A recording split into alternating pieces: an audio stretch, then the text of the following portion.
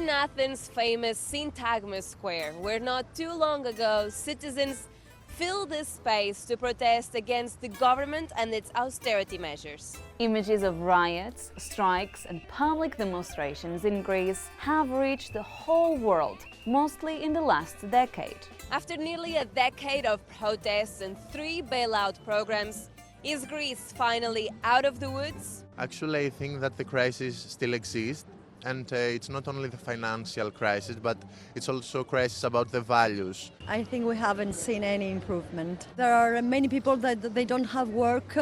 Greece's unemployment rate has come down, but it is still the highest in the Eurozone. In 2017, it reached 21.5%, more than double the euro area's average. Among young people, the figure is even higher. More than 43% of those aged between 15 and 24 could not find a job in 2017. Me and my friends feeling the same. We are scared. We don't know what we can change. Some kids are educated and they don't find jobs, so they're going to Europe, which is a loss for Greece. Greece's financial nightmare began in 2010 when the Prime Minister asked the European Union and International Monetary Fund for help. He knew that without their assistance, the country would go bankrupt. You see, Greece's public deficit was much larger than what had previously been forecast. In other words, it borrowed way too much money, and investors began to worry whether Athens could actually repay all of its debt.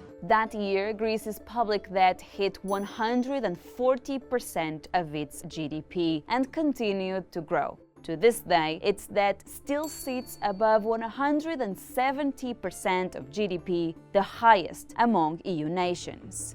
The first financial help program granted by the IMF and the other Eurozone countries totaled about 120 billion US dollars, but it wasn't enough to save Greece.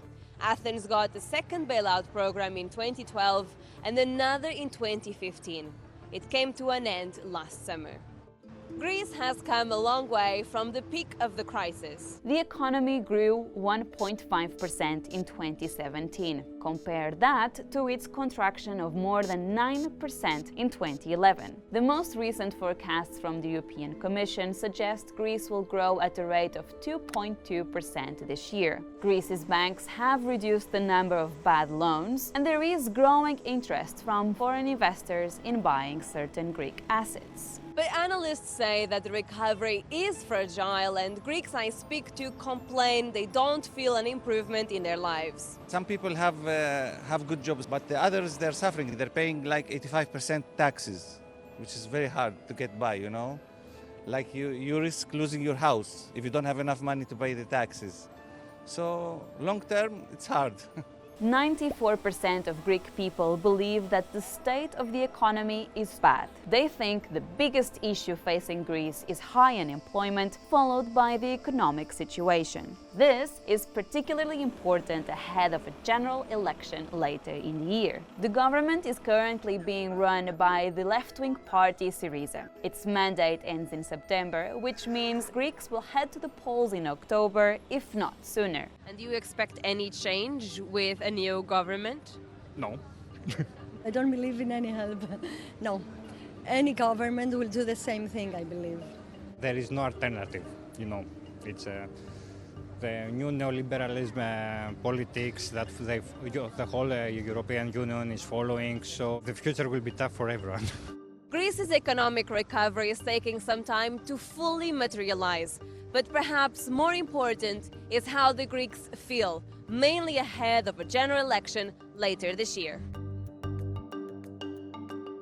Hi guys, thank you so much for watching. If you liked our report out of Athens, check more of our videos and don't forget to subscribe. I'll see you soon.